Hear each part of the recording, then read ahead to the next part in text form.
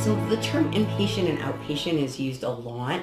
I think they're great terms because they're easily understood to some extent, but I think I resist the terms because they tend to medicalize, and I think we've done a disservice, and we are part of a healthcare system, and certainly that's terminology that applies in healthcare, right? And we are part of a healthcare system, so I get that, but we want to be really cautious about pathologizing the drug addict, because it's really easy to sort of medicalize a condition that at its core is an overreaching ego.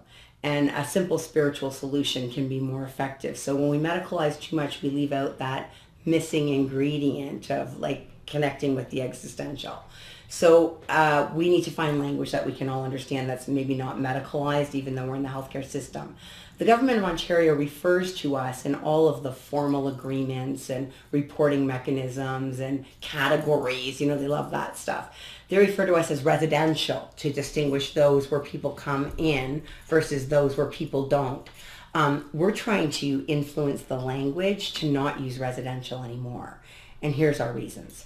First of all, the word residential for some of the people that we treat for literacy is not well understood. Not everybody understands that residential means that you live in. They don't necessarily know what the word residential means.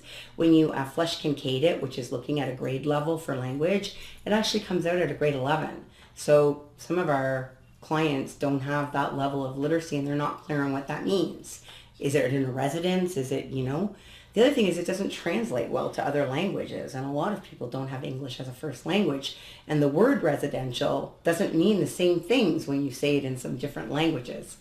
Finally, if you're an Aboriginal or First Nations person in Ontario, you're probably not too excited to go to a government-funded facility that's residential. There's been a bad history with that. So we've gone to live-in, and if you look at our website, you'll see that we call it our live-in programs. Live-in is understood by everybody easily, regardless of literacy level, translates well to all of the languages, and is not as stigmatized or anxiety-producing for Aboriginal communities. So our live-in programs are programs where you actually come and you live here while your treatment is going on. So you become part of a community. You actually come and form a community of people who are all starting to gather on this journey of trying to recover from addiction. And it's called a milieu therapy or therapeutic community, which means that we can do a lot of counseling with you, like psychotherapy, but it doesn't have the same benefit as being able to work with you in real time based on your everyday life. So what I mean by that is you come and see me every week and across the desk we talk about your problems. That's very different than seeing you in a situation where somebody's upsetting you and you're starting to escalate and I say, hey, hold on a minute there.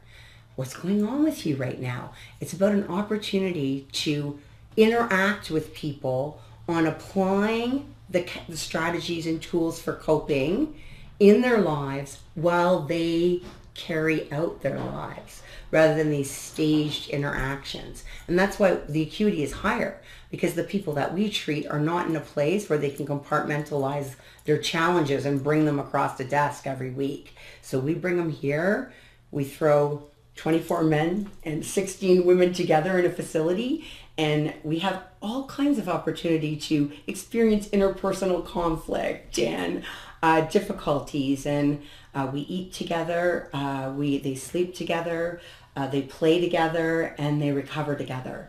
And it's not just the value of what we bring, it's what they learn from each other and how they contribute to each other. Like, that happened to me.